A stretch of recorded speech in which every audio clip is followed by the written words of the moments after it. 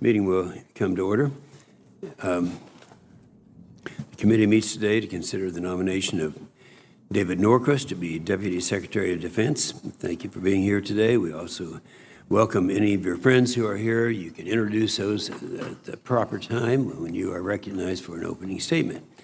In the meantime, we have the 8 questions that have to be answered. Please answer these in an audible way, if you would. Have you adhered to the applicable laws and regulations governing conflicts of interest? Yes.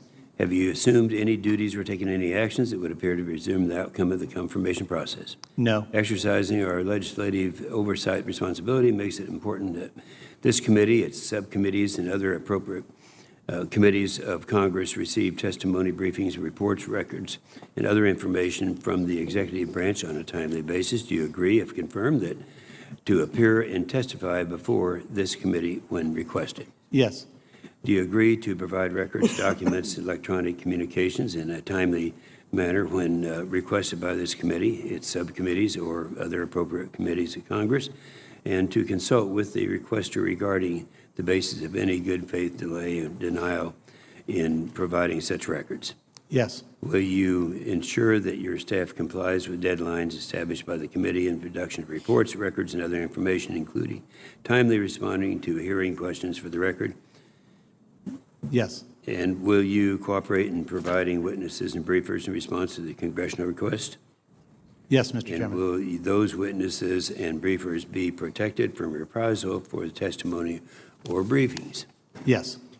First of all, thank you. Let me take the opportunity to commend the President for reaching a bipartisan budget deal. Without one, all the work that we do here would be pretty much wasted, and I'm sure you'll have a lot to say about that during your remarks and responding to questions. Senator Reid and I, along with members of this committee, believe that we need confirmed leaders to guide the Department of Defense through the times of challenge and opportunity. The Senate just confirmed the Defense Secretary yesterday, Secretary Esper, but there are still 18 vacant civilian positions that require action. Mr. Norquist, you have been nominated to be the Deputy Secretary of Defense, where you will be a key player for many critical decisions at DOD, from management issues to key policy questions. And I'm sure you're up to the task. I shouldn't say what I'm about to say, but because I've never done this before, but I'm probably the wrong one to be chairing this hearing because I've already decided. And I have strong feelings about you. In fact, I remember telling the President a long time ago, it doesn't matter who ends up being Secretary of Defense as long as you have Norquist in there. Anyway, for the past several years, the Department has gone through several major institutional changes in an effort to reform how DOD does business. This includes elevating the Chief Management Officer, the Chief Information Officer, acquisition reform, including the splitting of AT&L, which you will have to be advising us of, and one that you personally know very well, and that is the auditing. Actually auditing DOD after all these years. That's a novel thought. These changes are meant to make the department do its job better, but these reforms are far from being fully implemented. If you are confirmed, it will be your job to implement these reforms so that they meet congressional intent, making the department more efficient and effective. At the same time, you will be the key player in critical policy decisions. Your predecessor focused, rightly so, on the NDS. That's this report. We keep reminding people that it's one of the better things we did around here. And today we find ourselves in a new and different moment in American security. The American people can no longer take our military superiority for granted. China and Russia have passed us in a lot of key areas that we have discussed in this table, as well as you and I in my office. Hard work remains. We need urgent change at a significant scale, and that requires hard choices about threat priorities, critical defense investments, and how the department itself is going to operate. This requires a strong Deputy Secretary of Defense who understands the gravity of the situation, and I believe you're it. Senator Reid. Well, thank you very much, Mr. Chairman. I join you in welcoming Secretary Norquist, and we look forward to his testimony. While Secretary Norquist's family could not be here this morning, I want to acknowledge his wife, Stephanie, and their children for their support of the nominee throughout his career. Secretary Norquist, you have been performing the duties of the Deputy Secretary of Defense for nearly 7 months after having been confirmed as the Undersecretary of Defense Comptroller. As a Comptroller, you were the primary advisor of the Secretary of Defense on all budget and financial matters. Prior to your recent service in the Trump administration, you had extensive federal financial management experience in the private sector, the Department of Defense, and Congress.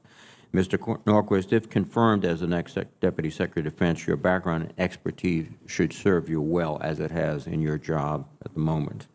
The Deputy Secretary of Defense is critical to our national security, and the role is complementary to the Secretary of Defense.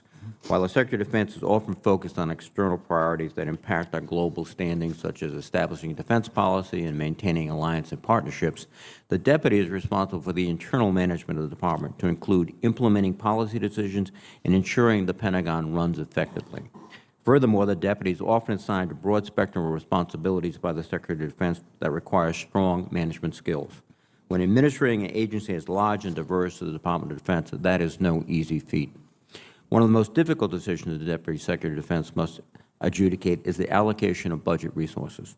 As the Department implements the National Defense Strategy, or NDS, it is vitally important that senior leaders consider the multitude of current and future challenges facing our nation when determining how to allocate resources for the development of weapons platforms and cutting-edge technologies. This should be a straightforward endeavor. However, in practice, it is frequently complicated by two major factors: service parochialism, and over the past decade, the Budget Control Act. During the annual budget review process, each military service is responsible for resourcing its programs of record and ensuring that they meet mission requirements. The Deputy, on the other hand, is responsible for conducting a more holistic review of the budget. Specifically, the Deputy should scrutinize investments across the services to ensure that they meet the intent of the NDS, and that these programs are affordable and meeting performance metrics. If confirmed, it is likely that you will have to determine whether or not a specific military investment championed by a service aligns with the overarching priorities of the Department Secretary. Mr. Norquist, having performed the duties of the Deputy the past several months, I hope you will provide this committee with your thoughts on how you intend to manage this process if you are confirmed. Compounding the problems of allocating budget resources is that the Department must currently, at this time, adhere to the funding levels imposed by the Budget Control Act, but I join the Chairman in recognizing the pending agreement, which is quite a bit of progress. While the competition for resources within the Department is not a new phenomenon, it has been exacerbated by the BCA spending caps over the last several years. And again, I'm pleased to join the Chairman in recognizing that the Trump administration has reached a tentative budget agreement.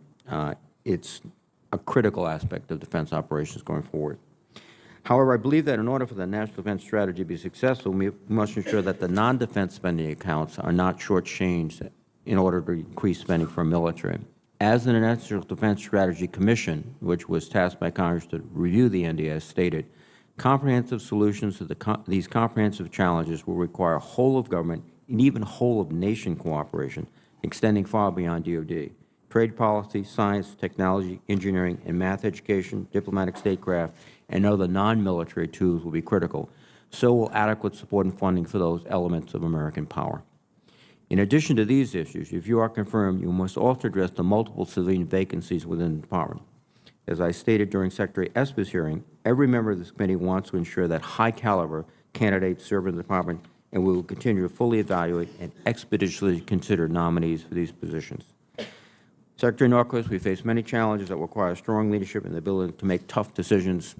I'm very confident you can make those tough decisions. Thank you, Mr. Chairman. Thank you, Senator Reed. Secretary Norquist, you are recognized for an opening statement. It doesn't have to be too long because we have a lot of questions. We're going to try to keep this meeting continued. So you are recognized at this time. Thank you. Chairman Inhofe, Ranking Member Reed, and members of this committee, it is an honor to appear before you today as President Trump's nominee to be Deputy Secretary of Defense. I am humbled by the confidence that the President has shown in recommending me, and I thank this committee for its consideration of my nomination. My family would be here today, but this week is our annual family reunion. So instead, they are watching with their aunts, uncles, and cousins in California. Even in their absence, I would like to express my appreciation to my wife, Stephanie, for her love, her dedication to our family, and her willingness to support me in this endeavor, as well as my children, Warren, Elise, and Vivian. They are a constant reminder that the decisions we make today determine the America our families will live in tomorrow. I would also like to express my appreciation for the men and women in uniform, the civilian workforce, and their families. We spend a lot of time talking about budgets, weapon systems, technologies, and doctrine. But our most important asset is our people. When the rubber meets the road, it all comes down to the individual men and women serving this nation, their bravery, courage, professionalism, sense of duty, and selflessness. Everything we do is about them and ensuring they have what they need to prevail. I began my career as a federal civil servant, a GS-9 program budget analyst working for the Department of the Army. Over the past 30 years, I've worked at multiple levels of the national security establishment, at a field site overseas, at a major command, at Army headquarters, on the staff of the House Appropriations Committee Subcommittee on Defense, at the Department of Homeland Security as Chief Financial Officer, and 3 times within the Pentagon, including my current position as Undersecretary of Defense, Comptroller.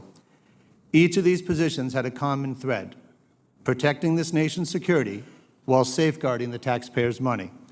It is a profound responsibility, but I believe in this mission passionately. When I sat before you 2 years ago for my confirmation hearing for Undersecretary of Defense Comptroller, I made 2 pledges should I be confirmed. First, I promised that after years of sequestration that undermined the readiness of our military and delayed its modernization, I would work within the administration and with Congress to support robust defense budgets that fully supported our department's mission. Second, I pledged that after 24 years, the department would finally conduct a comprehensive financial statement audit. Over the last 2 years, in close partnership with Congress and this committee, the administration has proposed and Congress has supported robust defense budgets. And on November 15, 2018, the Department of Defense completed its first ever department-wide full-scope financial statement audit. This is a start, but there is more work to be done. The role of the Deputy Secretary of Defense is to support the Secretary in implementing his vision. Secretary Esper, like Secretaries Mattis and Shanahan before him, has made it clear that his vision is the National Defense Strategy, and that under his leadership, the Department will remain laser-focused on implementing it. Should I be confirmed as Deputy Secretary of Defense, I will work tirelessly with you to implement the NDS's 3 lines of effort: restoring readiness and modernizing key capabilities to build a more lethal force, strengthening alliances and attracting new partners, and reforming the Department for greater performance, accountability, and affordability.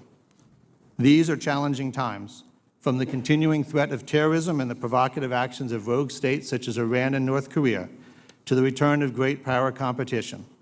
In addition, we now have 2 new warfighting domains, cyber and space, for which to build capabilities and doctrine, and new technologies such as artificial intelligence, hypersonics, and lasers, which promise to drive new concepts and ways of fighting. These dynamics create challenges and opportunities for us, but the last few years have demonstrated how much can be achieved with a clear vision and strong bipartisan support. I thank this committee for this consideration of my nomination, and I look forward to answering your questions. Thank you, Secretary Norquist.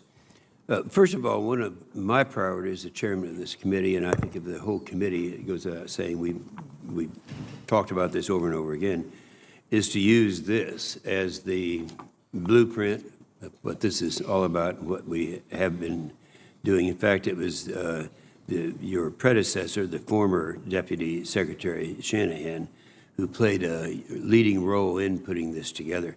Now, I think you put it best, and this is your quote that you took out of this, this document in describing the position that you'll be occupying. That is, quote, "The deputy frames critical decisions for the Secretary of Defense on future programs and capabilities."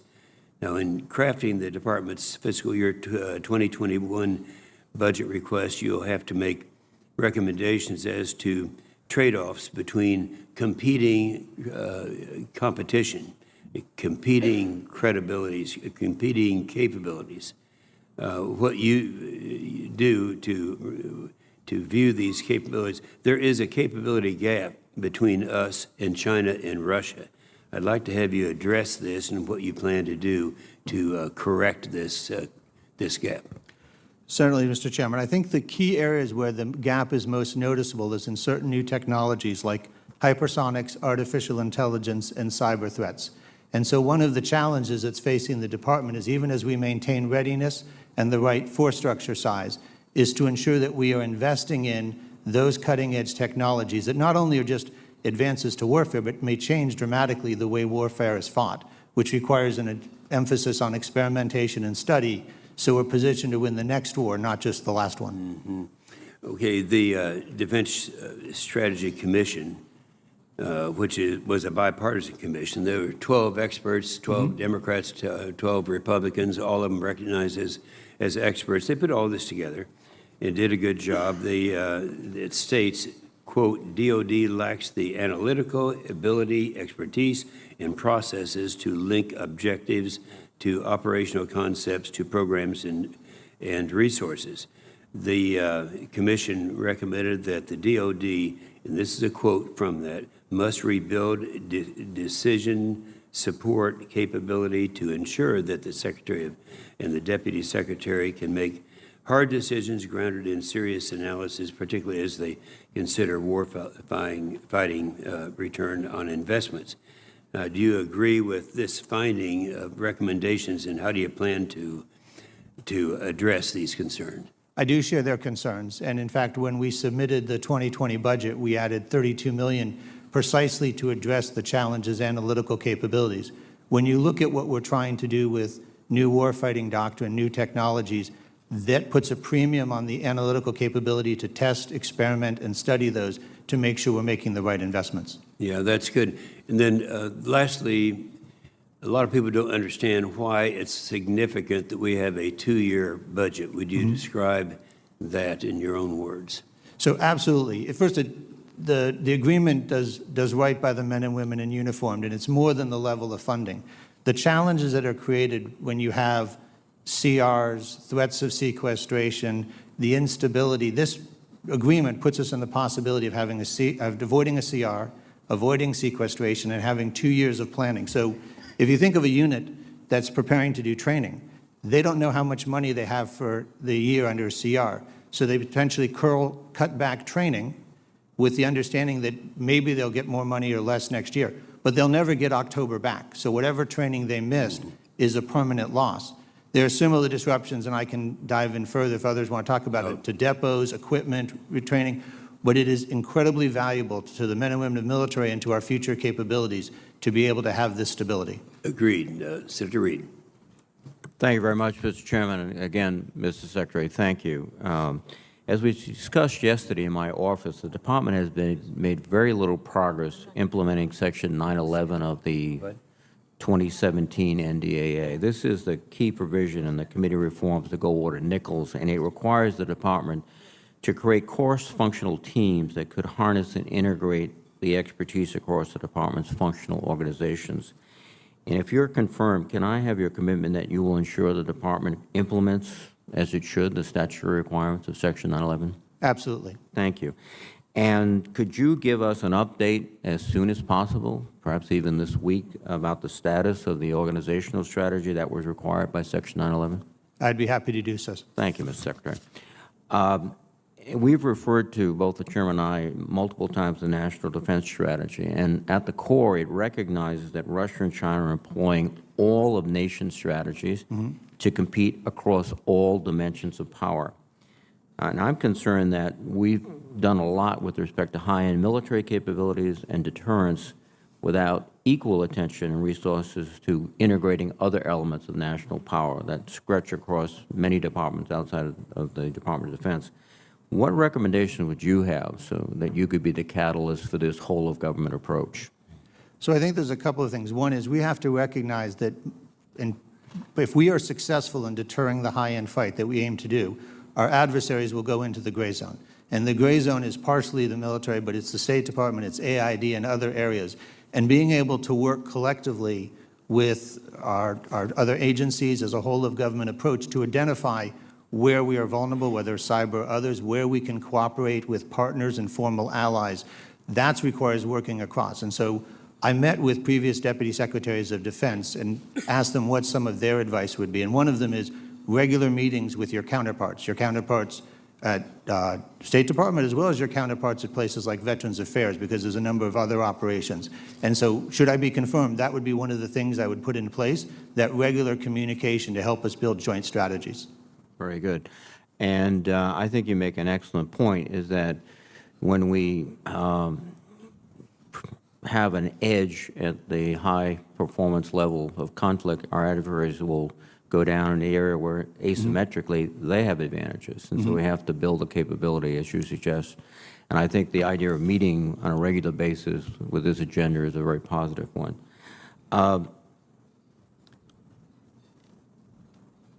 We have a situation here, as has been pointed out by both the chairman and many others, of our overmatch in areas a decade ago was very clear. That overmatch has diminished. And you mentioned specific areas, hypersonics, AI, et cetera.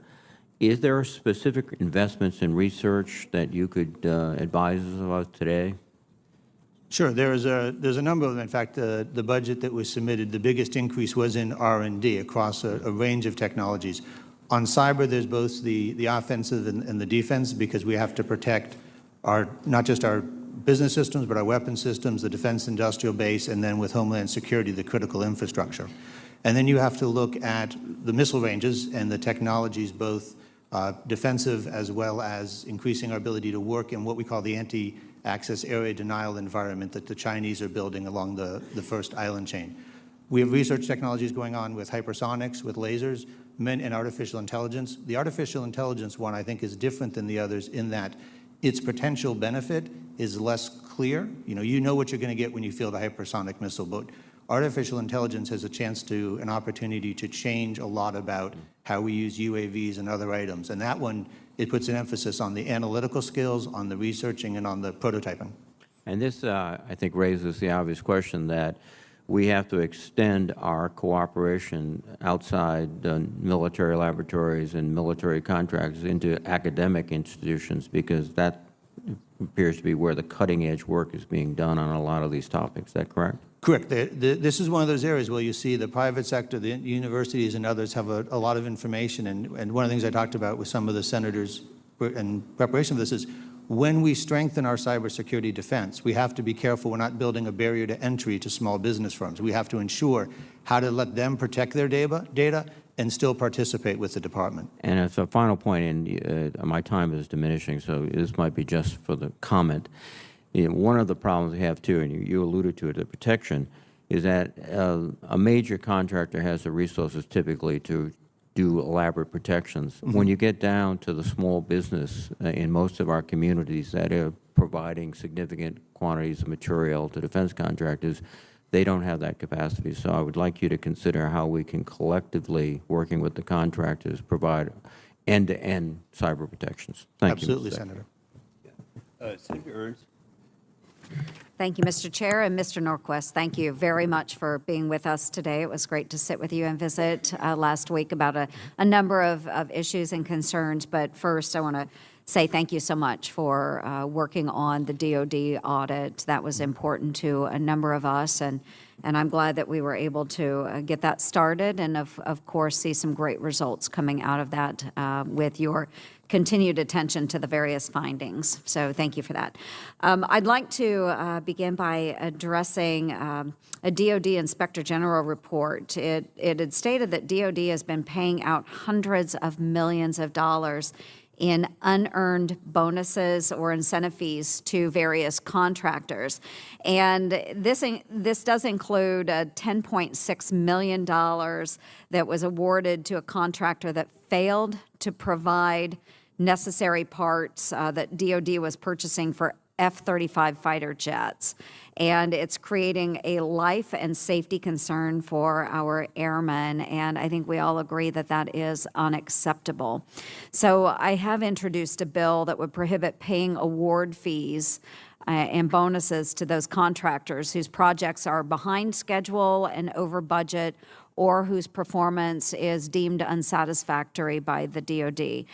So would you work with me to end this practice that's really shortchanging our taxpayers and, of course, putting our soldiers, sailors, airmen, and Marines at risk? Absolutely, Senator. And I appreciate that. And again, knowing your background and what you have had the previous experience in, I expected that answer. So thank you for that. I appreciate it. One of the other cost-saving areas that we've looked at for DoD centers on distribution centers. And the Pentagon has repeatedly asked Congress for the authority to streamline its distribution centers. Right now, there are more than 250 of those. And the GAO says that this would save DoD more than $525 million over 5 years by reducing unnecessary overlap and duplication and more efficiently using the distribution centers. So DoD had developed an initiative to reduce the number of distribution centers, but unfortunately it was stopped in 2014 before it was ever implemented. So what we'd like to do is further that initiative, and we would like to see some of those distribution centers closed down or streamlined. Can you also identify a few specific areas where DoD could make better use of the $500 million that we currently spend on those distribution centers? Absolutely, Senator. When you do things like eliminate the extra distribution centers, so you're not spending the money on the back end, the infrastructure. It allows you to invest either in additional readiness and training, getting units up to speed, get yourself a larger supply of spare parts to keep maintenance so your planes are flying, or to put the money to the new technologies we've talked about, preparing for the next generation. But it is much more valuable to have it in that area than to have it paying for distribution centers that are only half full or not otherwise optimal. Absolutely unnecessary. So thank you.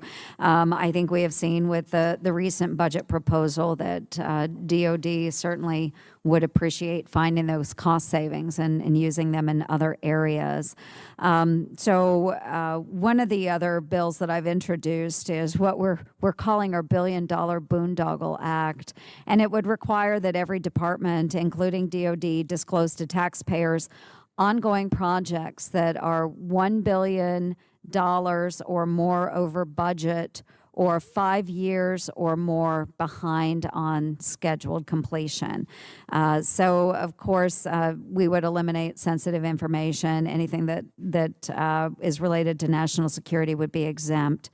But the Pentagon already reports some of this information to the Congressional Defense Committees as required by Nunn-McCurdy. But do you see any reason why the DoD should not make this information required to be disclosed by my bill available to our taxpayers? Senator, none that comes to mind. I'd be very happy to work with you on this issue, should I be confirmed. I believe that driving those types of issues to the forefront so we can address them is essential to effective management. Can you think of any programs that might exist out there right now that are $1 billion over budget or 5 years behind schedule? None come to mind that are 5 years behind schedule, but the ones that are over generally are either driven by requirements or by some other delays, but there may be some that fall into that category, and I'd be happy to work with you. Thank you. And certainly we would love to disclose that information. If there are valid reasons, we need to know that and understand that, but we also need to be accountable to our taxpayers. So thank you so much, Mr. Secretary, and I look forward to your confirmation. Thank you, Senator. Well, thank you, Mr. Chairman, and thank you, Secretary Norquist, for your willingness to be considered for this critical post at this difficult time in world events.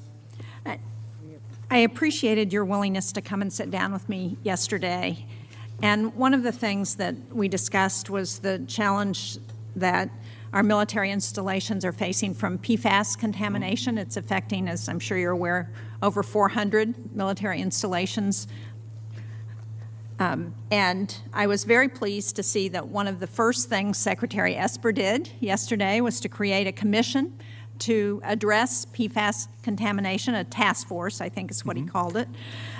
And he noted that the key areas of focus for the task force are health aspects, cleanup standards and performance, science-supported standards for exposure and cleanup, interagency coordination, public Congress perceptions of DoD's efforts, and finally, finding and funding an effective substitute firefighting foam without PFAS. I wonder if you could share with us how quickly DOD is hoping to accelerate research into finding a fluorine-free foam to substitute for PFAS. So first of all, I just want to say I know that Secretary Esper is a very strong leader in this issue. I fully support both the initiative he's described as well as the priorities put on it.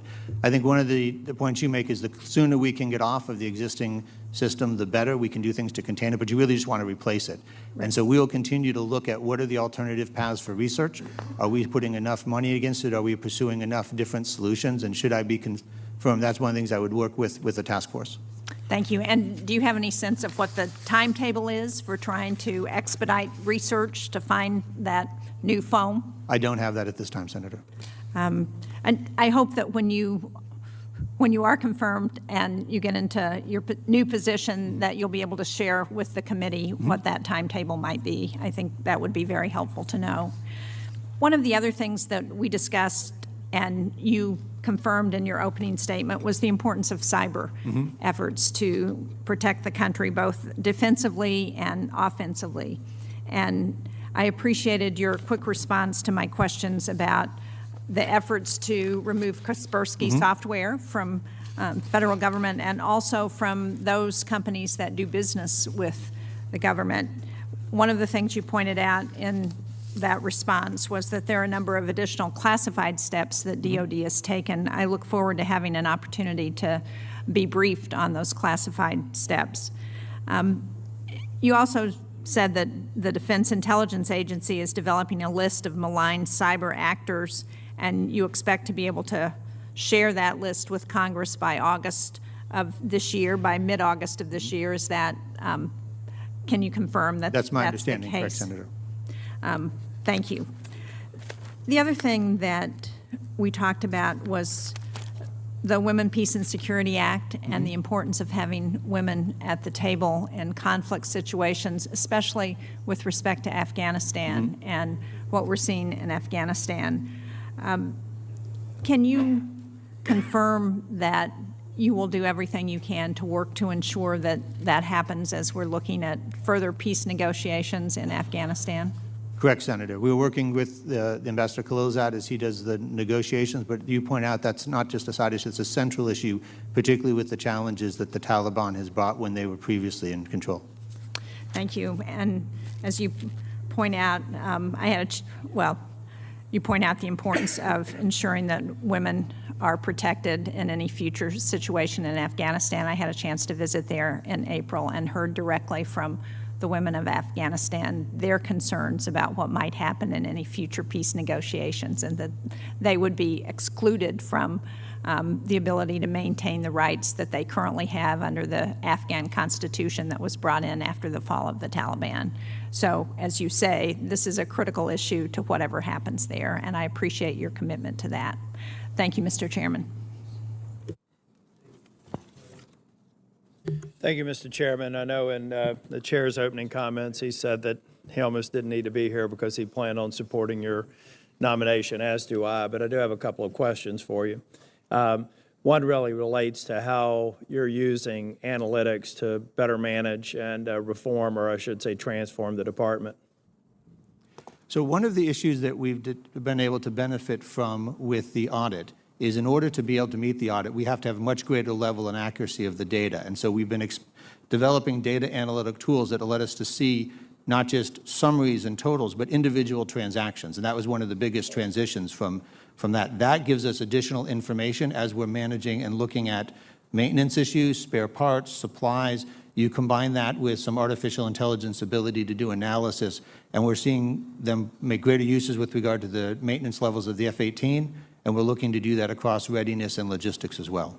That's great. I'd like to learn more about that after your confirmation. Maybe I can come pay you a visit and get more of a detailed briefing on it. That's in my wheelhouse. I also want to talk more about just general reforms. We had Secretary Esper here and the work that he was doing when he was in charge of the Army. But can you tell me a little bit about progress you've made on certain reforms since you've been in the current role, and what you think the priorities are moving forward? Sure. So there's a number of reforms that we go on, and they start from things as simple as simply scrubbing budgets. And so you go through line by contracts. We did that called the SSRB. That ended up with pulling out $470 million where we said we don't need this, we can move on. Renegotiating contracts. There was a large contract for TRICARE. Didn't change the performance, but it changed who got to keep certain fees. That had a $600 million benefit. You take that all the way down to small stuff. You look at the warehouses for DLA where they shifted to print on demand. We had a warehouse that had 130 million physical maps in case we needed them. And that took up 180,000 square feet. Well, we can now shift to print on demand. That freed up that square footage to be used for other purposes. You have those, and then you have some of the larger ones. You have the healthcare transformation, that the MTFs that the Congress directed. You have the migration of the background investigations coming over to DOD. We've drawn the backlog there by 260,000 cases down. But as you talked about data analytics, being able to use that to do continuous monitoring. So instead of waiting 5 years and then having somebody do gumshoe searches over somebody's past 5 years, we can track over the course of the year if there's an issue with finances, an issue with the police or others that allow us to act more promptly and then clear cases more quickly that are low risk. So a lot of interesting and useful stuff to go on, but a lot more to be done. Yeah, going back to that point that you used about print on demand, some people would, when they're looking at all the big rocks, they wouldn't take time to turn over these little rocks that in combination, they result in a lot of efficiency and a lot of savings. So I really commend you for looking across the spectrum and going after the quick hits as you can find them. The last question I have for you relates to the NDS and any advice you would get as we move through the appropriations process. It looks like we're going to have a deal that at least gets us into the discussion of appropriations. Any comments you would have on priorities with respect to appropriations? So I think with regard to the appropriation process, first, we appreciate the ability and the opportunity to have the bills enacted on time. When that happened last year, that was tremendously helpful.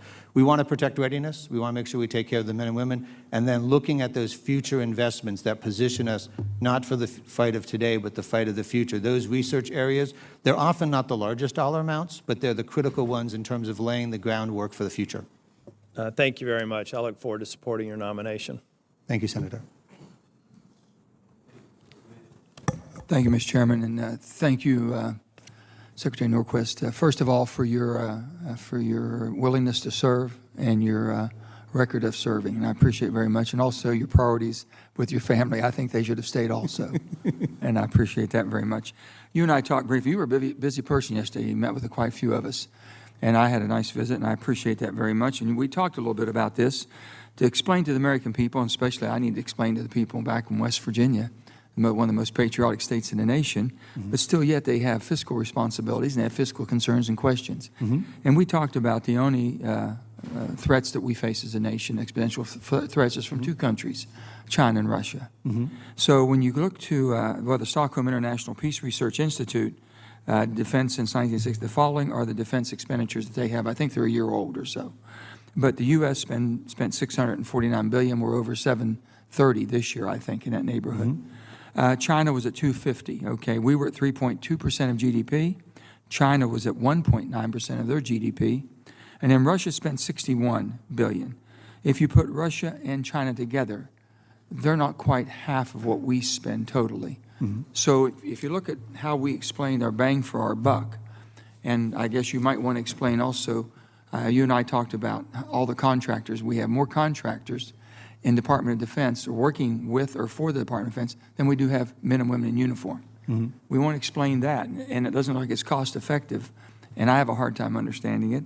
And when you look at the personnel, the United States, we have 1.3 million active, 860 in reserve.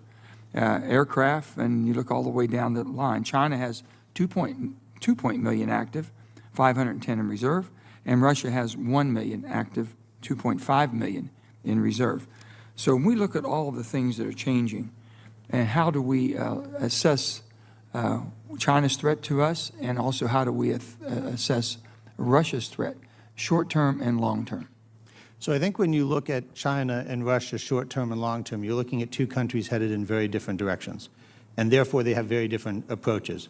The Russian economy, is struggling, and so therefore they are more likely to be aggressive or provocative in the near term as they see a darker long term. The Chinese are in a very different position. The Chinese generally have a more optimistic view of where they're growing. Their economy is close to the size of ours, if not headed in that direction. There are some demographic issues they will face, but they can afford to be more patient. But it also means the investments they make now. So they've been, while their numbers for defense are lower, they're growing at increasing at a much faster rate as they anticipate what's coming in the future. So I think the challenges we face in each of those countries is very different, and one's predominantly a land-based conflict should it occur, and the deterrence is heavily based around ground forces, and the other's a Pacific sea-based environment requiring a very different mix of capabilities to effectively deter. You want to maybe go into the money that we're spending? Because when you look at China's coming on quick as far as matching us in equipment-wise. Aircraft, we have 2.3 thousand aircraft, 2.8 thousand attack, 2.3 fighters, 1.2 transport, 5.8 thousand helicopters. We have 6.2 thousand tanks. And ships, we have 24 carriers, 68 submarines, 68 destroyers, and 22 frigates. China has 1.2 thousand fighters, 1.6 thousand attack, 193 transports, and 1,000 helicopters.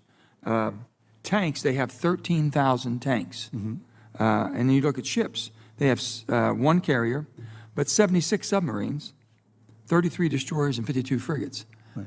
They're doing all this on a budget $250 billion versus our 700. Right. So there's a couple of factors at play here, all of which are important. One of the first ones is there's a difference in what's called purchasing power parity in economics, which is when you look at the cost of the goods, the labor prices, what you can buy is different in each area. That affects it in some areas. We, for example, have a volunteer force. We think it's better to have a volunteer force, and we pay the cost of it.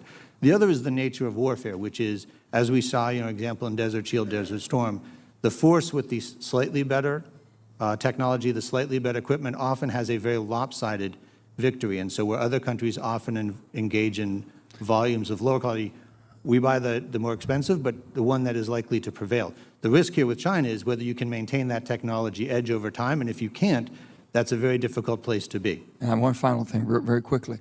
We have our Guard and our Reserve that have a lot of expertise, a lot of skill sets, but we're still spending a tremendous amount on contractors, which I believe we already have them on the payroll with our Guard and our reserves.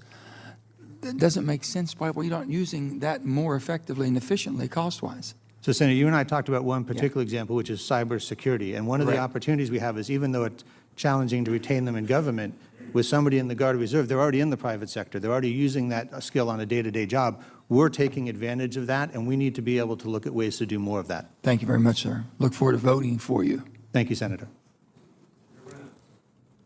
Thank you, Mr. Chairman.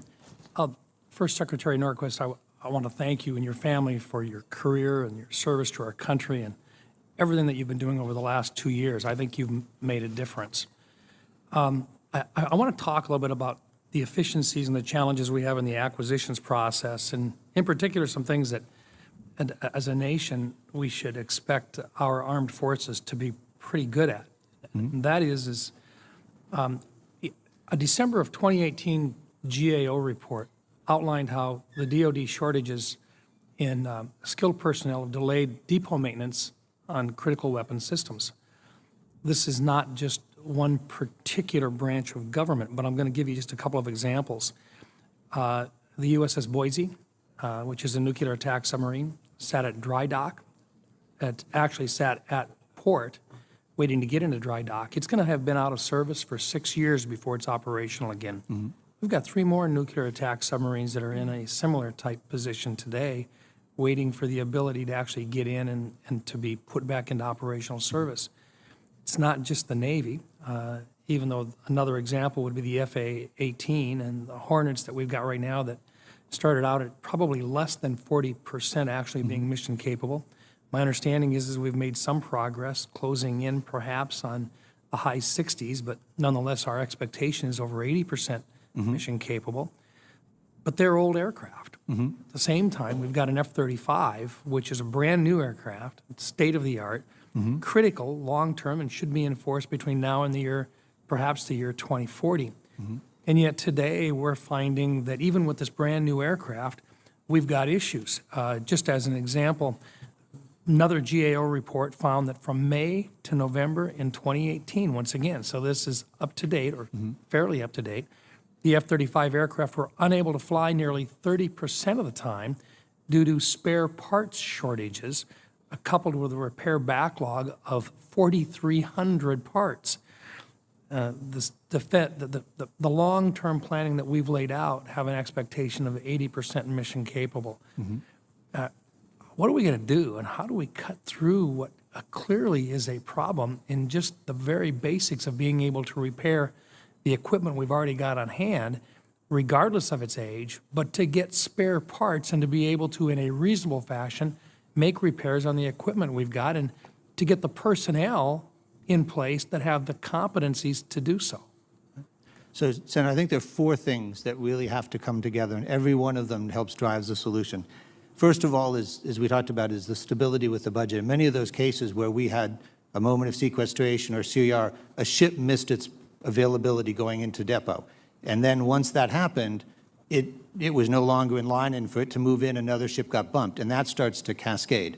Frequent deployments can have a similar disruptive effect. And so the stability of bringing the budget on time, being able to know that we get the ships, that's helpful. But then you've still got the issue of spare parts. Are you buying the right ones? Are you getting them out of production? One of the things we're looking at is the use of artificial intelligence and others to be able to do better predictions on what we need. In some cases, we're either dealing with very old aircraft and a diminishing supply, and we see the risk we have sometimes with some vendors where the cost of those parts can go up dramatically. So being able to either maintain the rights to those licenses, to be able to do it with 3D printing or with those types of things, to be able to solve those. Those are all pieces of it.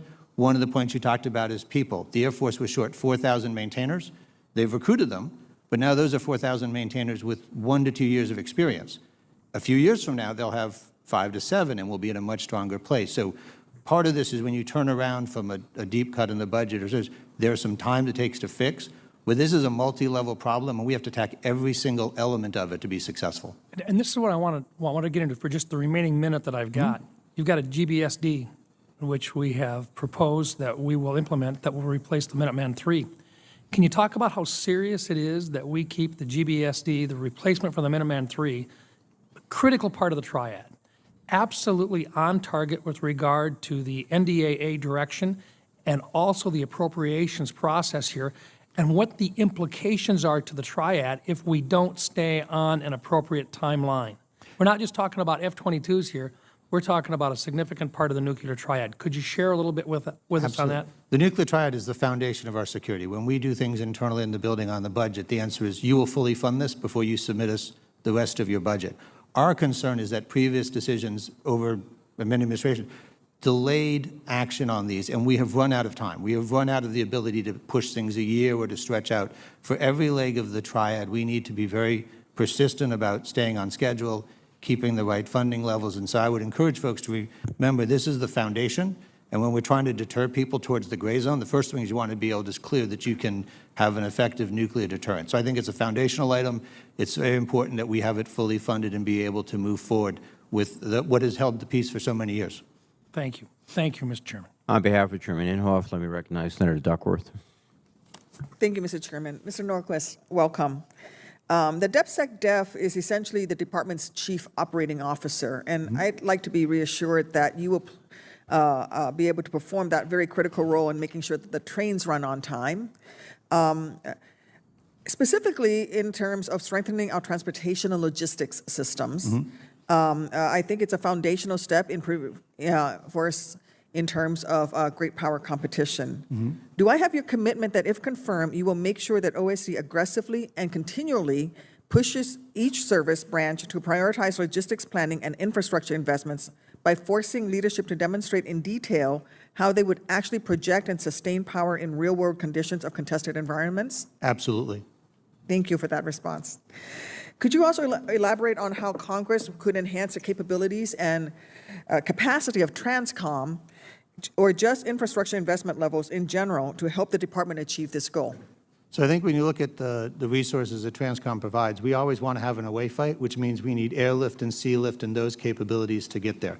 Making sure we have those at the right level and making sure that Transcom has the resources to deploy them is essential. I know there are different studies done on a regular basis to look at this, But it's one of the areas where you have to be able to meet that.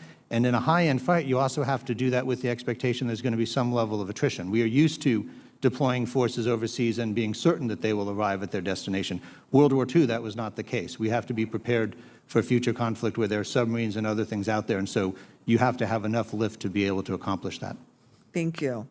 Last week, you and I discussed the subject of authorizations for use of military force, including the limits on the legal authority provided under the 2001 and 2002 AUMFs. Do you believe that the 2001 and 2002 AUMFs provide legal authority for the United States Armed Forces to execute a preemptive military strike against Iran? So I agree with Secretary Esper when he answered this question before. 2001 is aimed at counterterrorism. My understanding is it does not apply to Iran. What about 2002?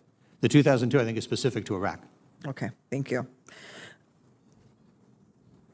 I don't think there's anybody in this committee who would question the authority of the United States Armed Forces to take immediate action in response to a direct military attack. However, I do have questions about the limitations surrounding this principle. In your view, if a proxy force of Iran launched an attack that targeted our military personnel, military platforms, or harmed an American, whether in uniform or a civilian, would such an attack provide the department with legal authority to wage war against Iran without congressional action, without limits on duration, and without limits on scope and scale? And we're talking about proxy forces. So, Senator, I don't want to signal to others about how much damage they can do what, but generally we have rules that require proportionate response, and so I can happy to meet with you offline if you need more clarification than that. But I believe the Article 2, the requirement relates to proportionate response. Okay. I would appreciate that. Thank you. As you know, the Army has been working to prioritize rapid innovation by standing up the new Army Futures Command. And I want to make sure that we are also adequately protecting our long-term manufacturing and innovation needs.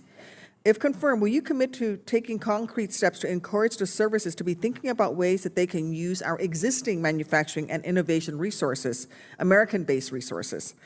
It would include, for example, the great talent at Rock Island Army Arsenal and the groundbreaking research being conducted at Fermilab and Argonne. Absolutely, Senator. Thank you. As the department CFO, you ushered the department through its first audit, and I congratulate you on that.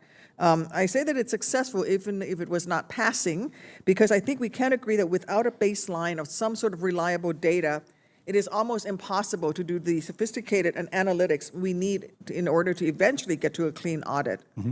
When you and I sat down last week, a couple of areas we highlighted that would benefit from more focus were IT, security, and oversight of contractors. What are some of your major takeaways from the first audit? And if confirmed, what lessons will you expect to incorporate into your new position of essentially the department's chief operating officer? So we found in the audit that the primary issues showed up in 3 areas. One is IT, business systems, IT security, password changes, those types of things. The second was the accuracy of real property, and the third is inventory. And in inventory, one of the areas that was a particular challenge was inventory held by contractors. And so in each one of these, the value of the audit is it comes back every year. So not only will we have people executing corrective action plans to close this, each year we'll get a report card on how we are doing. And we have set up tools that allow us to track that, to report back to Congress across the organizations in defense, who's able to close what findings and what are the areas they're success on. But the value of that to the military, to have an accurate count of inventory, one of the cases we had is NAS Naval Air Station Jacksonville found $70 to $80 million worth of parts that people had acquired and put on the shelf, but weren't in the inventory system. And so they did effectively like an amnesty day. Those came out. Well, those were in-demand parts. Those are planes and ships and things that needed it. And so that was quickly consumed by the organization and saved the taxpayers that money. So we want to encourage that. We want to drive more of that. But those are the areas that we see as the most immediate areas that need attention. Thank you, and I look forward to supporting you. Thank you, Senator. You're back. Senator Blackburn. Thank you and welcome. We're glad you're here and appreciate the time that you gave me last week to review some things and talk about the audit and then to be able to drill down on a couple of issues. I want to circle back to something we discussed with 5G and looking at foreign production and adoption of advanced communication technology such as 5G wireless networks and how this is going to challenge our competitiveness and our data security. U.S. data will increasingly flow across foreign-produced equipment and foreign-controlled networks, raising the risk of foreign access and denial of service. And just this month, the Philippines 5G rollout began. It's a Chinese-designed network executed by Chinese engineers in the Philippines, backed by state-owned China Telecom Corporation on hardware supplied by Huawei. The Philippines are a vital U.S. security ally in the Indo-Pacific, from joint exercises and training to stabilization in the South China Sea to coordinated humanitarian relief. Meanwhile, Huawei's equipment is up and running in the 5G networks of another regional defense partner, South Korea. It is spreading through Europe and the Gulf and is the bedrock of Africa's telecom network. In your advanced policy questionnaire and in our discussion, you indicated that next generation information communications technology, 5G, is an area in which DoD plans to collaborate with the private sector. And I would like for you to expand on that statement. And if you're confirmed, how would you prioritize this collaboration? So one of the ways that, Senator, that we're looking to work with the private sector is to give them environments where 5G can be established, like on a military base, at a depot, because part of what they need to do is be able to experiment, and often it's hard to get an entire city or town to agree to let you to put this equipment up. So we can put them up on bases, bring in the private sector and say, here's what the network has, what can you do with it, how can we take advantage of it, how can we develop both military and private sector uses of it to experiment and develop, because that's part of what gives the competitive edge in that area. We're also looking at dynamically sharing spectrum, which allows to give a competitive edge in 5G as well. So those are some of the areas that we're working right now with the private sector, and should I be confirmed, it would be one of the areas we'd continue to focus on. Well, then go ahead and touch on how you would collaborate with them with artificial intelligence and with hypersonics. Sure. So with artificial intelligence, there's a number of activities that go on in the private sector that have an overlap with the government, such as in logistics, we're working with them. Jake has a project that they're doing, the Joint Artificial Intelligence Center, working with the private sector on disaster relief. How quickly can I use video and identify people in a disaster area so that I know how to rescue them, and using the the power of artificial intelligence to find that in a video faster than a human can. So we're going to continue to use the Joint Artificial Intelligence Center to establish more of those pilots and experiment and expand the range of areas where that cooperation occurs. I was just in Commerce Committee, and we were passing out the Broadband Data Act and the 5G Leadership Act, which we had amended with a portion, or a portion of that bill was amended with my Supply Chain Security Act, something that I think is vitally important. And we know that DoD partnering with the commercial sector is going to be of tremendous importance to moving us forward with artificial intelligence, machine learning, et cetera. Quickly on cyber, we've talked a little bit about Russia and China and their engagement in massive cyber campaigns and trying to steal trade secrets and proprietary information. So just to touch on this, with Russia and China's aggressiveness and their massive thefts of technology and cyberspace, and touch on the threat you think that presents to our security and our economic prosperity equally. It is a very serious threat, and it works across a range of areas, because they can come into the critical infrastructure of the private sector. They can go after those defense firms in the defense industrial base. They can go after government ones, either to go in and do malicious attacks to disrupt our activities, or simply to steal technology so they can advance through theft what they couldn't advance through research. That undermines the safety and security of our forces in future fights. It undermines the copyrighted, protected data that vendors depend on for their businesses, and losing that proprietary information puts their competitive edge at risk as well. We look forward to having you move through quickly, and I thank you for being here today. Thank you, Senator.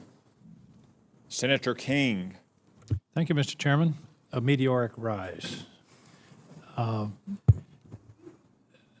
Secretary Norquist, first, as you know, the last year's National Defense Act created the National Cyber Solarium Commission, of which you have been a participant. I hope you will continue to be engaged in that process, because I think it's very important to try to develop a coherent strategy for this country. Absolutely, Senator. Thank you. I want to follow up on some of the questions of Senator Rounds about maintenance. And he mentioned, or I think you mentioned, 3D printing. Who owns the design? In other words, if we buy an airplane and there's a bolt in the wing, who owns that? Do we get, as a routine matter of our contracting, the design that we could use? We could have our own 3D printers print that part and keep the airplane flying? So the challenge is you only get what you put in the contract. And if at the time you did the contract, you did not record that, protect that, give yourself the rights to it after a certain period of time, you run the risk that the vendor decides it's no longer profitable, make it, and all of a sudden it goes into misuse. Don't you believe as the ascendancy of 3D printing, this would be a good thing to have in our contracts? Absolutely. This is one of the areas where, should I be confirmed, we would want to work with the Congress on ensuring, because one of the places we've seen future injuries with vendors is these parts that we don't have the rights to them, no one has the ability to produce them. We either can't get them or they're unbelievably expensive. Correct. So I would hope that future contracts would have as a routine boilerplate provision the rights to the design that we're paying a lot of money for. We need to make sure that we protect those rights for those parts so that later on in life, when we have a valuable $100 million piece of equipment, we're not tied up over a $5 bolt because we can't use it. Got it. I think that's very important. I appreciate that. Again, on the question of maintenance, and this is sort of the general question, I think you get this, but maintenance, it seems to me, is the low-hanging fruit of readiness. If you can have an airplane that's ready 80% of the time instead of 60% of the time, you save money on procurement, you save time, you save readiness. I really think maintenance is an area that deserves a really substantial amount of attention in the Navy, the Air Force, the Army. My sense is that we have a lot of equipment that's not used and useful right now because of failures of the maintenance system. So the maintenance is a big challenge. It's one of those areas that's less glamorous, but people who work in it understand it's essential for everything else. Things don't fly, things don't sail without the right maintenance. And the amount of time and energy, you can focus on the cost line, but the amount of time and energy of lost capability is significant as well, lost training, lost other things. So ensuring that we have the right pipeline of parts, ensuring that things are moving through maintenance in order to be able to have the higher readiness rates is absolutely essential. And I think we might have something to learn from the private sector here in terms of the commercial airline fleet has a very high level of readiness as compared with the military. And I just hope that there can be some cross discussions there with the private sector. Same thing goes with the commercial shipping compared with the Navy. So I commend that to you. I think you realize that, as you say, it's unglamorous, but I think there's a lot of money to be saved and an increase in the overall level of readiness. A different topic. The chairman mentioned in his opening, there are now some 16, I've heard various 16, 17, or 18 civilian positions empty in the Department of Defense. I hope you will do everything in your power, along with newly minted Secretary Esper, to deal with that. We need top leadership at the Pentagon. Right. Should I be confirmed with Secretary Esper putting the team in place as quickly and as early as possible so that you have them for the duration is absolutely essential. I know that's his high priority, and I look forward, should I be confirmed, with working him to make that happen. I would hope that there would be a specific plan. Okay, here are these positions. Work with the White House because it's too important to not have the top leadership in place. Well, there is a plan, and there's a list of the positions, and there's a list of the candidates and where they are in the process of either getting the background investigation, the clearance, the vetting. So that is underway. That's something that is routinely there's meetings on that to make sure that keeps moving. And you can be assured that this committee will move with alacrity once the nominations are forwarded to us. We appreciate the speed with this committee has moved. Secretary Esper's nomination was fantastic. Thank you. That was a modern land speed record, I think, and I think a good decision. Just a final comment. You're the father of the audit. Don't take your eye off it. You've got to have a lot of other responsibilities, but this is one of the most important. Again, it's not very glamorous, but one of the most important missions that the department has. It's important to us to be able to reassure our citizens, our constituents, people of Maine in my case, that we're paying attention to where the money is going and that we have a handle on it. So please don't lose focus on the audit. As I say, you have other responsibilities, but be sure there's somebody that you have directly working with you who's following that closely and it would be too easy to let it slide. So, Senator, you have my assurance, absolutely. As the deputy is the chief operating officer. They are the user of the types of things that come out of the audit. But I should say, in fairness, the amount of people who are involved in the audit, the congressional support, I'm happy to be called the father, but there's a whole lot of other parents in this community driving that process, and a lot of good people in the department who've been able to make those changes possible, and I appreciate their work. Success has many fathers. Failure is always an orphan. If it doesn't go well to be, I'll be very lonely. Thank you very much, Thank you, Senator. and I look forward to your nomination. Senator Perdue. Well, I certainly look forward to voting for you. I am excited that you're willing to do this. I want to echo what the former governor just mentioned about the audit. I want to congratulate you on the first audit in the history of the United States on our defense spending. Since 1990, we had the law that required every president to do it, and yet this president was the first one that required it, and you executed it as CFO. And I want to congratulate and thank you on that, and echo what Senator King just mentioned about staying on point, and I know you will. I've got a question. But before I get into these 2 points, though, I want to echo what you just said in answer to Senator Manchin's question about the demand issue. I think we all know that spending $738 billion is a big expense. We spend another $200 billion on our veterans. Mm-hmm. But in a world that's more dangerous than any time in my lifetime, I can't see any way around that, neither can President Trump.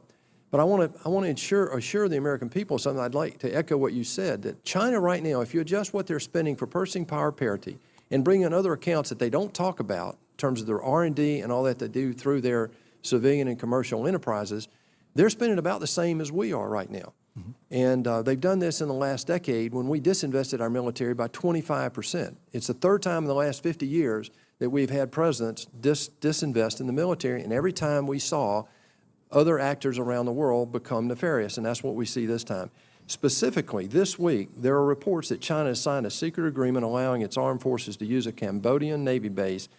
Beijing works to boost its ability to project military power around the region. This is on top of what they've already done to militarize the South China Sea, what they did in foreclosing that port south of Colombo in Sri Lanka, what they did in foreclosing on that port in Karachi, what they've done with 36 ports with proprietary loans in Africa and 51 ports around South America. Mr. Secretary, what do we do in this environment? What do you plan to do as the COO with Secretary Esper and our military leadership in uniform to stand up to this growing threat? We're making the transition from dealing with terrorists for the last 20 years to now dealing with near-peer threats that are accelerating while we're trying to get going again. Right. So the challenge is you've got countries like China who engaged in predatory lending to their neighbors, setting up debt traps, who are occupying territory that the international community recognizes does not belong to them, militarizing it despite their promises not to do so, and then dramatically ramping up their investments and their spending in defense. That creates a broad range of challenges. And so at the one level, you have to put forward the force to deter them, to keep them from going to a conflict, to keep them on the peaceful side. But then you've got to work in the gray zone and by, with, and through your allies to make sure people in the region are reassured and not feeling intimidated or drawn into those challenges. One of the things you talked about on defense is probably worth highlighting is defense spending right now is somewhere around 3.13% of GDP. 2010, it was 4.5%. Back in the Reagan era, it was 5.7%. So one of the unspoken stories is defense is a smaller and smaller share of our economy. Now, part of that is because we have a growing economy, which is a wonderful thing. But as a foundational expense to protect everything else, this is a smaller and smaller down payment, and I think that's an essential thing for people to keep in mind, even though the numbers are large. Would you also agree, sir, that's a great point, that our allies need to stand up and shoulder a little bit more of the responsibility of this global peace that we've enjoyed for the last 75 years? Absolutely.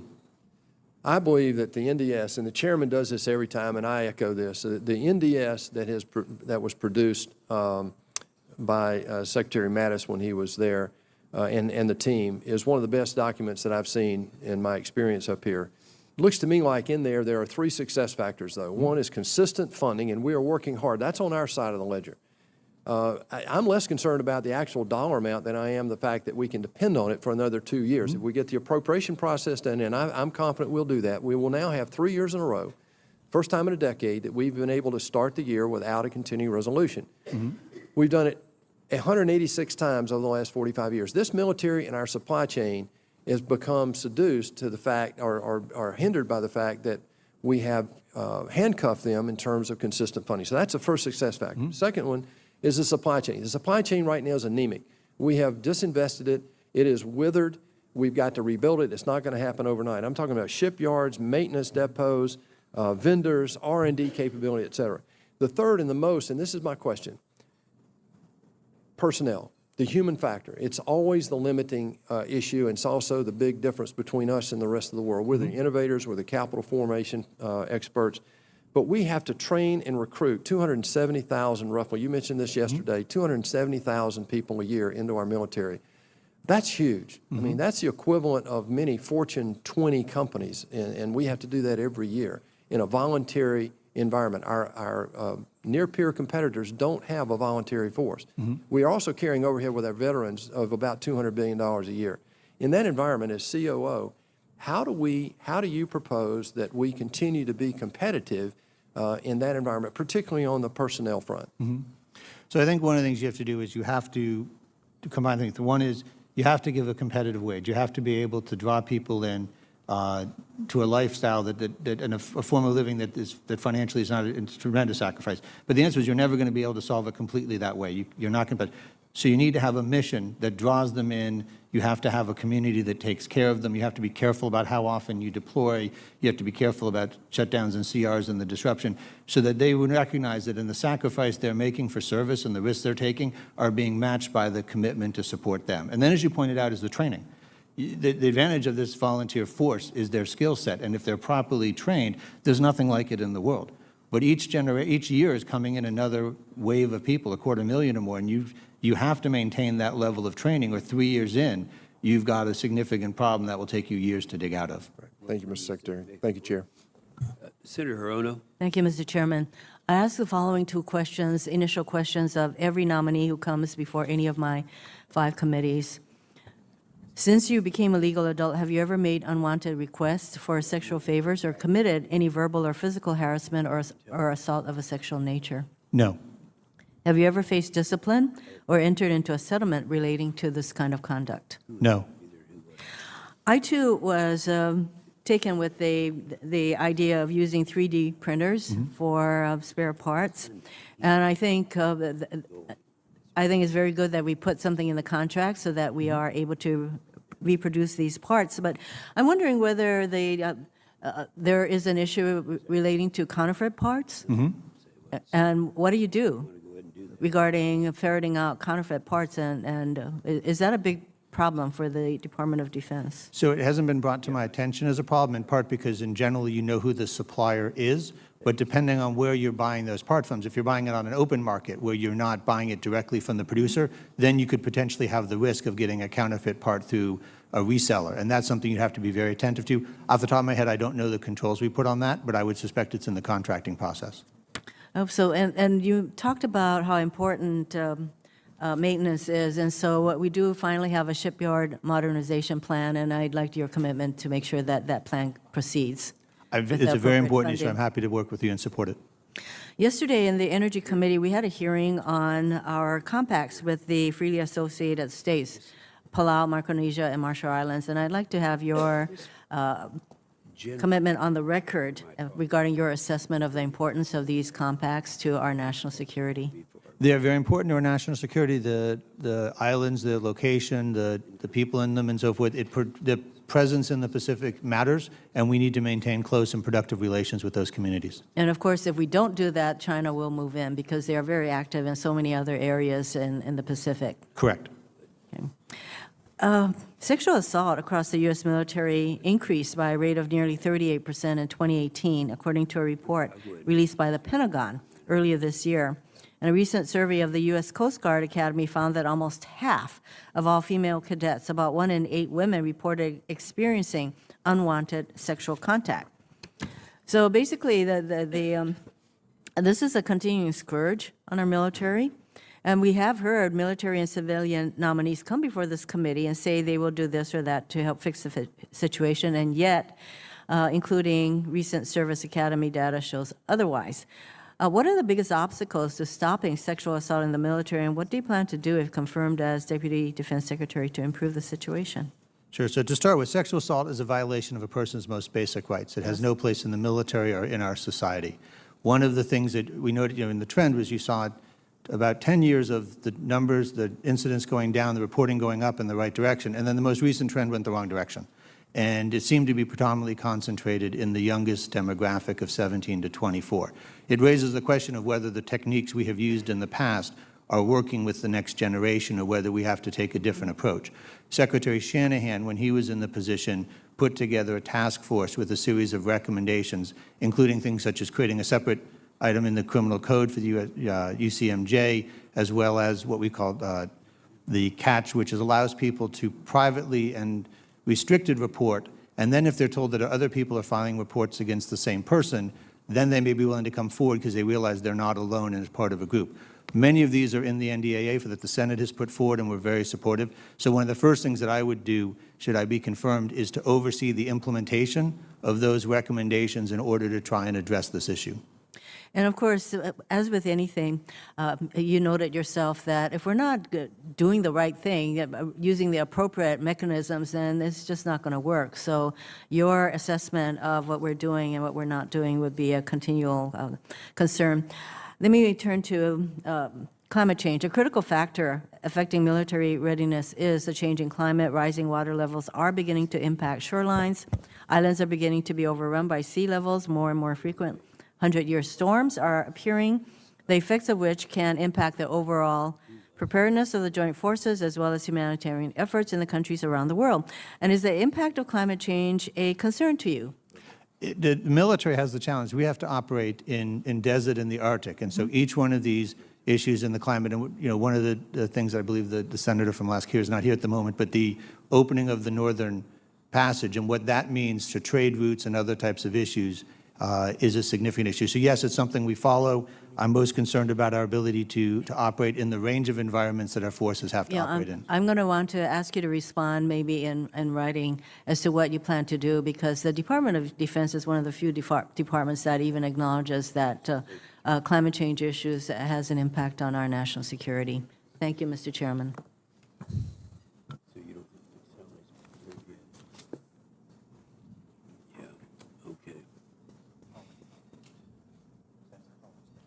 Okay, is that it? No, Mr. Chairman. Senator Hawley. Thank you, Mr. Chairman. Excuse me, let me make an announcement here. We got 3 votes that are going on now, David. You're aware of that, I'm sure. So people will be coming in and out. But I do want people to know, the members to know, that we're not going to wait around to after they vote 3 times. We'll go ahead and close this thing down. So you're recognized, Senator Hawley. Thank you very much, Mr. Chairman. Can we talk a little bit about the department's work on the blunt layer in the global operating model as laid out in the NDS? I'm curious what investments you think we need to make to prioritize, or we need to prioritize, in order to effectively blunt a Chinese fait accompli against Taiwan.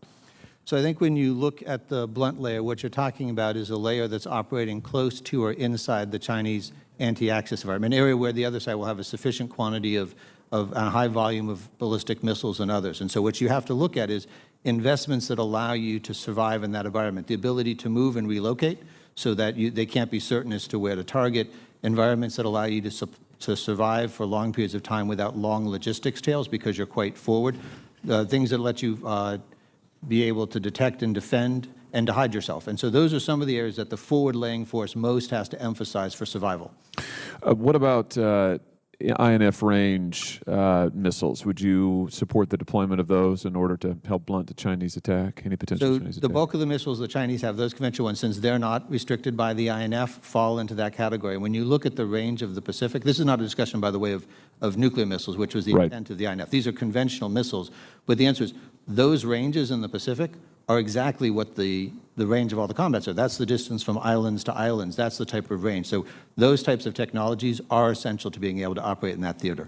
What sort of enablers do you think we'll need to invest in to make that kind of a missile layer operable, workable, successful? So you need to invest in the different stages of the technology, from the booster to deployment, the ability to make them preferably mobile. I think some of this I'd prefer to, if we want to dive into, in a classified environment, but there's a series of investments that I think are appropriate, most of which are in our budget, but some will come in future budgets. Great. That's very helpful. Thank you. Let's talk for a second about allies and partners. Senator Perdue started to touch on this towards the end of his questioning. There has been some progress, I think, with our allies in terms of our collective security. But thinking about NATO in particular, where would you like to see our European allies contribute more, and how might the department work to help them get there? So I think when you look at the contribution of the allies, first of all, we want them to live up to their agreements, to be able to spend at least 2% of GDP. You know, this is an alliance. We're not there to subsidize people. We're not there to profit off them. We want them to be able to do their share and make sure they support their forces.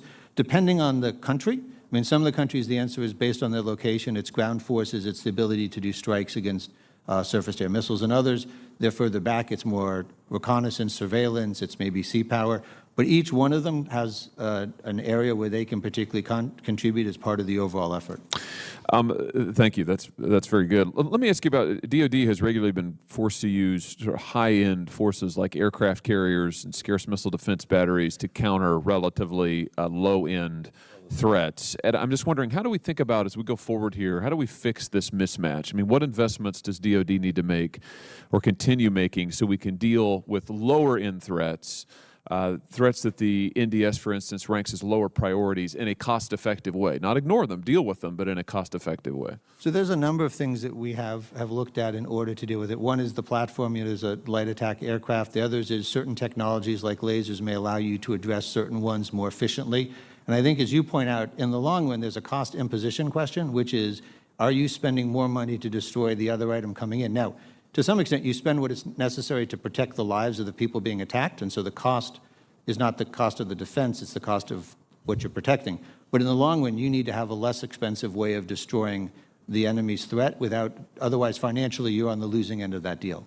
What role does nuclear modernization play here? So nuclear modernization is a foundation, right? You have to have a strong nuclear deterrent. You don't want to ever have any doubt about our capability or capacity.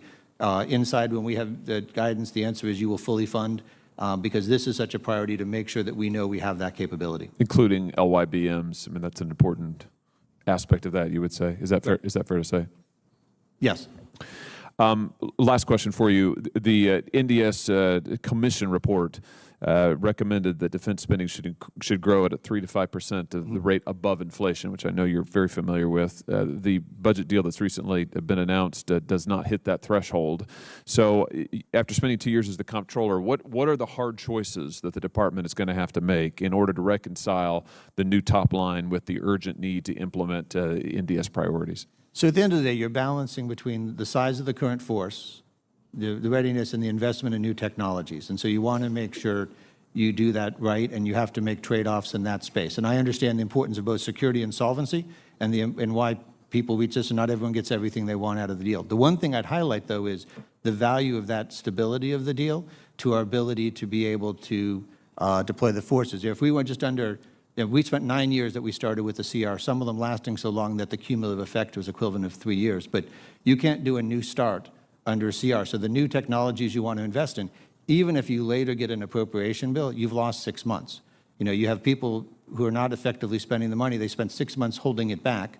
And then even if you got the same amount later, you've now got 6 months to spend it. So I think the stability has a value for the department and for the families and the workforce that I don't think should be underestimated. Thank you very much. Thank you, Mr. Chairman. Thank you. Senator Blumenthal.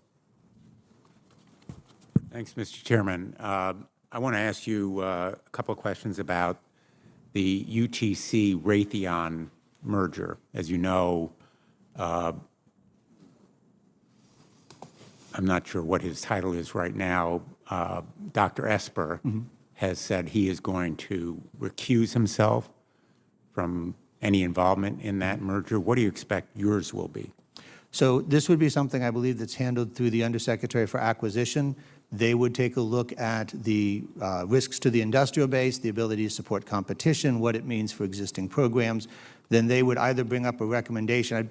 I don't remember which level the decision is made, but it'd be worked with Undersecretary Ellen Lord and myself as to whether or not there are any concerns. Assuming I'm confirmed, that would be the path going forward. And what do you view as the potential concerns? So one of the things you look at, and it's not just this, it's any merger, which is, do I have the two vendors who are selling the same product who normally bid against each other merging, so now I'm only going to have one bidder left? That would be a problem. So that's where you're looking for a loss of competition. You're looking for whether there's going to be a disruption to an existing acquisition program that one or the other is managing. Those are some of the primary concerns.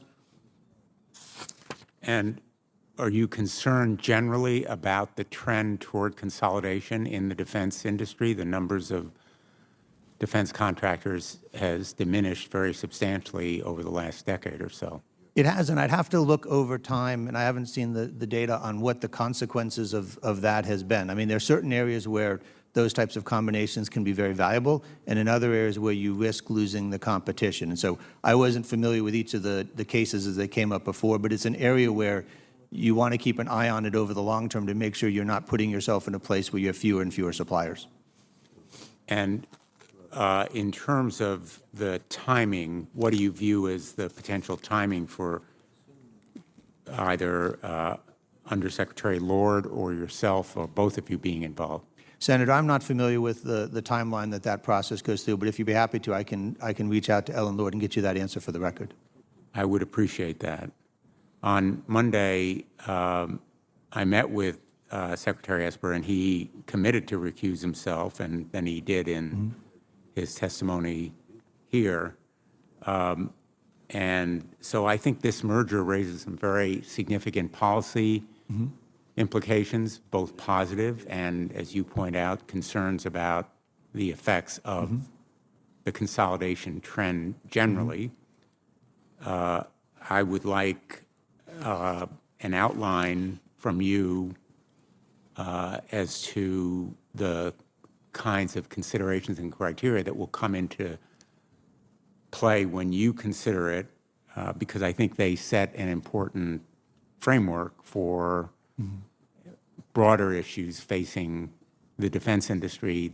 The trend toward consolidation is likely to continue, for better or worse, and the Department of Defense ultimately is the consumer here. In most mergers, the consumers are ordinary folks who go to the supermarket or retail stores or the internet to buy. But here, the major consumer is the Department of Defense in many respects. So I think we need to protect that consumer. That's our job and yours, and I would appreciate your considering it. I was interested in the testimony from Secretary Esper. I guess he's been sworn in, so yes, I Senator, he has. apologize that I didn't know his title before.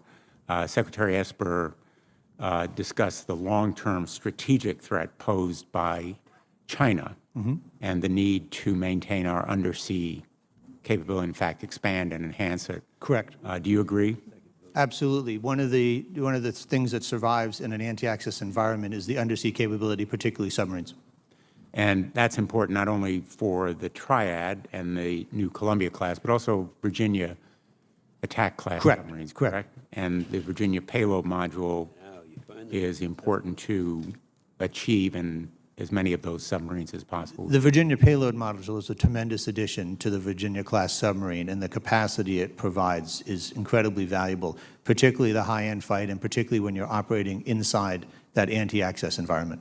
And I hope that you'll continue to support the robust plans that this committee and the Department of Defense have joined in achieving and leading. Absolutely, Senator. Thank you, Mr. Chairman. Thank you. Senator McSally. Thank you, Mr. Chairman. Secretary Norquist, good to see you. It was great to visit with you last week to talk about a number of issues. I want to highlight a few here today in my short time. Luke Air Force Base in Arizona trains 70% of the world's F-35 pilots. We need these fifth-generation fighters to make sure that we continue to dominate in the air, have not just air superiority, but air dominance. I'm concerned about the readiness issues that were already brought up about the GAO report saying 30% of the fleet was unable to fly, and that they will not make the 80% readiness goal by the end of the year. So I know Secretary Esper talked about this a little bit. Part of it is the canopies. Can you give us any sort of update on the path forward in order to improve the readiness of this important asset? So I think that the canopies is one of them, and that's an area where the solution that works, it just decays so fast that you end up taking it down and replacing it. And so the answer is as you field a new system, you find things like that, and you're like, okay, we got to go with a different solution. We need things that don't drive ongoing maintenance deals. There have been a series of, and Secretary Shanahan would host these meetings where they'd go over each of the individual drivers that kept readiness down, what the short-term solution, and more importantly, what the long-term solution was, so that the sustainment costs and the readiness numbers stay up in the long run. So those are some of the things that are underway now, and I expect that we will continue to need to work that as we go forward. Great. I also want to highlight to you, manpower is an issue, as you mentioned. And back when I flew, you'd have the crew chief who has the basic maintenance of your aircraft, but then you'd have the specialists that are all uniquely the hydraulics guy, the avionics guy. They have a innovative program at Luke Air Force Base they're calling Lightning Integrated Technicians, where they're basically cross-training across many core competencies, a smaller team that actually owns the airplane. And what they're finding is it's taking less manpower. The aircraft are more available, and it's actually increasing morale and pride because they own the aircraft, and they're able to be more utility infielders for keeping that jet available. So you're an efficiency guy. This seems like a really great example, and I would just ask if you would take a look at it to see where, across all the services, initiatives like this could help basically increase our readiness while decreasing manpower and increasing efficiency. Absolutely. Be happy to look at that best practice and make sure it gets widely shared. They really are a model there, and I'm really proud of what they're doing, and I hope to host you there to be able to see it firsthand. And the other issue we have as modernization as a priority is the training and testing ranges. So we've got the Barry Goldwater ranges out there, which are amazing. Again, I trained my squadron there myself. But with the fifth-generation aircraft, they don't quite have the size and the emitters for realistic training. We also have the Yuma Proving Grounds. While we're doing more long-range capabilities in the Army, long-range strike, they got to shut down a highway in order to test anything longer than 60 kilometers. And then we also have the electronic proving grounds at Fort Huachuca. Again, these are amazing capabilities, but they are not fully modernized to make sure that we're taking advantage of what they have so that we can test and train for future warfare. So can you commit to partnering with us to specifically address the training and testing ranges to make sure that, again, our military has everything they need and they're training like they fight, and we're modernizing those ranges? Absolutely, Senator. The threat keeps changing, and you have to modernize our ranges to represent the more modern threat, and otherwise you're preparing the pilots for the wrong environment. And so those types of investments are a key part of effective training and effective development of the force. And I fully agree with you and be happy to look at that. Great, fantastic. Again, I look forward to hosting you there so you can see these training and testing ranges we have, but they also need to be modernized. Finally, I'm grateful for the partnership we've already had related to stopping sexual assault in our military. As you know, and I saw in your answers to questions, you're going to be overseeing the implementation of many of the task force's recommendations, the one that I asked to be created to improve the process after an assault is reported through the investigation and the judicial process. Will you commit to continue to work with me on the front end of making sure that we stop assaults in the first place now? We've got way more to do. Zero assaults needs to be the goal, and we've got to figure out a better way for prevention, especially with our younger soldiers, sailors, airmen, and Marines in that age 17 to 24, what really works. Don't just throw more training and PowerPoint slides at them. Let's figure out what's actually going to work in order to stop this crime from happening in our ranks. I'm absolutely committed to working with you on that, Senator. I believe both the importance of the prevention, but as you have brought up in other cases, the ability to support the survivors with the right process and the right information as they go through this, so they're not left out of the loop as to where things are going and what's happening. Wonderful. Thank you. I appreciate working with you on this as well, and look forward to supporting you in your confirmation and working with you in the future. Thanks. Thank you, Senator. Senator Sullivan. Thank you, Mr. Chairman, and Mr. Norquist, congratulations. I think you're going to do a fine job here. I look forward to supporting your nomination. I want to follow up a little bit on this discussion of allies. You know, I actually had an opportunity to meet with Ambassador Bolton when he was heading over to the Asia Pacific this weekend when he was stopping in Alaska. And, you know, we're undertaking host nation support agreements with different countries. I certainly support the President's view of getting more, as you mentioned, from our allies in terms of home basing. I think that's fair. But let me ask one question. Nobody's expecting this, but if for some reason, you know, at the end of the day, there was no agreement, we had to pull out our forces from Japan and Korea, what would be the strategic implications for the United States? Would that be a good thing or a bad thing? It would be a very bad thing. And let me ask, who do you think would be celebrating? What countries, well, I'll just ask you, haven't Russia and China, North Korea been trying to splinter our alliances in the Asia-Pacific for decades and would think this is a wonderful thing if somehow we left those areas? They would. The one thing we have that they don't have is a network of allies and partners. People want to work with us. They're not particularly excited to work with them, and being able to maintain that constructive relationship. So we should be looking at deepening and expanding that alliance group. You're right. We are an ally-rich nation. Those countries are ally-poor. They pretty much just have each other, and nobody else wants to be on the China team, for example, unless they're forced, bludgeoned. Let me ask, I want to commend you on the audit. I think we're working with the chairman and his staff and you on a hearing soon, whether the full committee or the readiness subcommittee, which I chair. I think it'd be a great opportunity to highlight in more detail the good work that you do. We can learn a lot from that. I want to talk just briefly on missile defense. You know, I was at the Pentagon when the president rolled out the missile defense review with the vice president and the Secretary of Defense. There's been a lot of progress, bipartisan progress on this committee. You know, my state, Alaska, is the cornerstone of America's missile defense, whether the missile fields or the radar sites, all of which we're building up. Anything else that you think needs to be highlighted from the Missile Defense Review Act that we should be focused on here in the Congress to make sure we have the most robust missile defense for our nation? So I think, Senator, I went up and traveled to Greeley. I think the forces we have up there are fantastic. The location there, the number of different trajectories for which that provides deterrence is incredibly valuable. I think the one thing that we have to continue to do is research and experiment. We have to continue to look at the evolving threats and look at the defenses and make sure we are keeping up with those challenges. Well, let us know. Again, part of the, I've had bills three years in a row that have become part of the broader NDAA that talk a lot about testing, a lot about the importance of broad-based testing for our missile defense. But it is a good news story, bipartisan good news story that you don't hear a lot about in the press, but we're making significant progress, and it's a good partnership between the Pentagon and the Congress on that.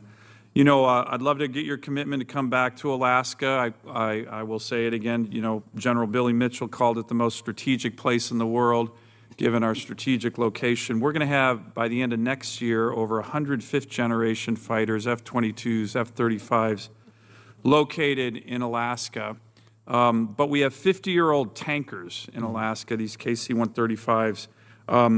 When I had Secretary Esper here just last week, in his confirmation hearing, he said the message it would send to our potential adversaries, China, Russia, North Korea, to have 100 fifth-generation combat-coded fighters and stationing KC-46s in Alaska would send a message that the U.S. has, quote, extreme strategic reach. That's the new Secretary of Defense said that just last week. Would you agree with that?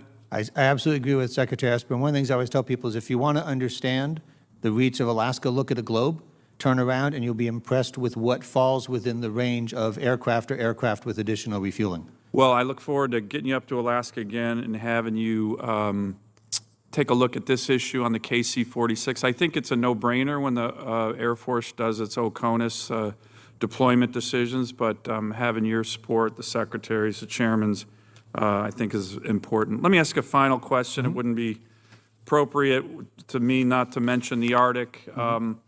I've showed this slide to you and many others. It's just the last about 2 months of headlines with regard to things that are happening in the Arctic. China, Russia move into the Arctic, put U.S. at risk. That's the Hill newspaper. China military expanded reach into the Arctic, Pentagon says. That's Bloomberg. I mean, on and on and on. I do think that the Pentagon, in some ways, is the last to kind of recognize the strategic importance of the Arctic, both in terms of opening sea lanes with receding sea ice, natural resources. Secretary Pompeo gave a really powerful speech on our strategic interests there. If confirmed, which you will be, will you commit to work with me and this committee, which has done a lot on highlighting the importance of the Arctic for our military and national security interests? Will you commit to doing that with me and other members of this committee? Senator, should I be confirmed, I'd be very happy to do that with you. Excellent. Thank you. Thank you, Mr. Chairman. Yeah, thank you, Senator, and he'll be up to, Susie leaves Oklahoma. Now, we do want to get one last thing on here, and that is the questions for the record. We're going to have a deadline of today, and we would ask that you would respond to those questions of the record as soon as you receive them. If you do that, it's been a great hearing. Appreciate all your efforts. Look forward to working with you. We're adjourned. Thank you.